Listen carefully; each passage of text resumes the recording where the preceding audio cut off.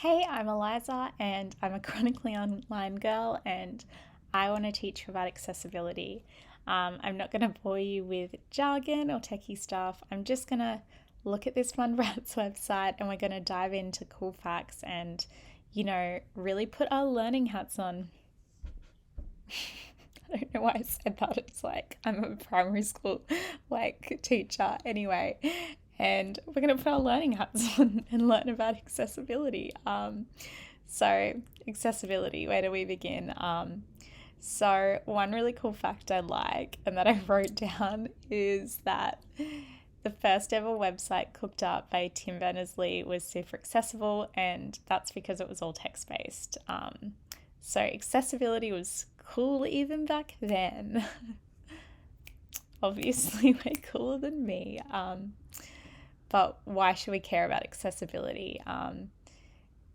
Just say we care about accessibility because we want to lend a helping hand to people and we want to ensure that everyone has the same rights. That's how I feel about it. But, imagine going to your banking app and not being able to access it because they haven't coded it in a way that allows you to use it with the tools you need to use to access the web. And that might be a screen reader. That might be just navigating with a keyboard. And that's why it's really important. Let's get into it. How do you learn about accessibility? I think just start with the basics and, get a grasp of alt text for images. And alt text is just adding descriptions, you're giving a little gift to a screen reader and you're telling them to describe the image. So if we're looking at this site, for example, we could describe we'll talk about the Kylie Jenner doll, be like Kylie Jenner doll. And then I guess what other things is that's really good to learn is the accessibility guidelines. So the WCAG guidelines, and they're just superhero rules for making web content accessible. And they really go on about 4 principles. So there's 4 things to remember. 4, perceivable, operatable, and understandable and robust. So pour, you're pouring something. And one thing I cannot stress enough is utilize accessibility tools. Accessibility tools are amazing. So I'm going to be going over Wave, Axe, and Lighthouse. These tools are really good ways to help you understand accessibility. So let me get the Wave tool up now. So this is just something you can download off the internet and it's an extension. This is awesome because it's just a little compass for us to navigate through accessibility. I mean, it's telling us the errors, contrast errors, alerts, structural elements, ARIA. ARIA is probably the one we want to focus on. I think this is a really important thing to learn about. So why this is really cool is it tells you what it means. An ARIA label is or ARIA label by attribute is present. So that's a good thing. We want them to be present because ARIA labels are how screen readers know to say something. So you're giving it an instruction. It's yep, I'm going to talk about that now. So it talks about how to fix it, and it also goes and gives us the accessibility guidelines. So here it's got level A and AA, but we've also got AAA, and these are just standards of how accessible your website is. So AAA would be the most, and that is an amazing thing if you could get your website AAA.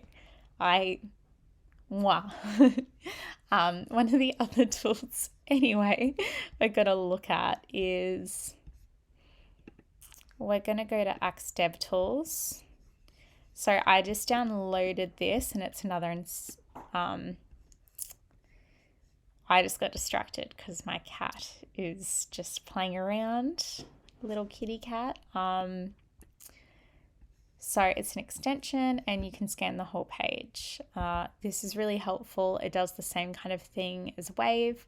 So maybe you'll prefer one over the other. So we know certain ARIA roles must contain particular children.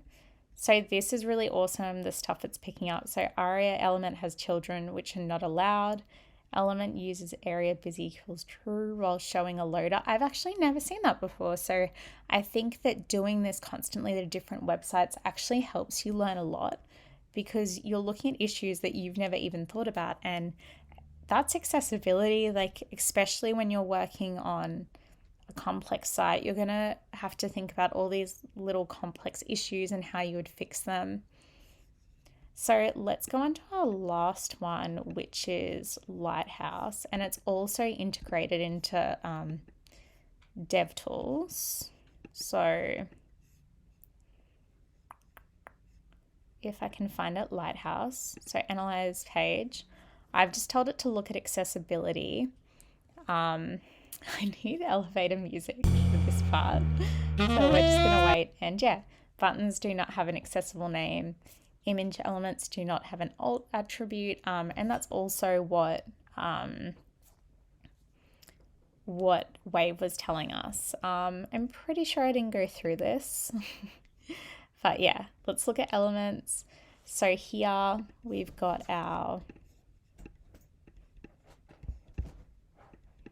little accessibility guy or person we can click on. And this shows us everything the screen reader can read. If you're using a screen reader, maybe start off with Chrome screen reader just to get an understanding, and then maybe you can go on to JAWS or something and learn all the keyboard navigation for JAWS. So yeah, get an understanding of accessibility through using accessibility testing tools and go and look at different websites. That's pretty much the end. I had a blast. I hope you had a blast watching. Don't forget to hit that like button, share with your fellow coders, and subscribe.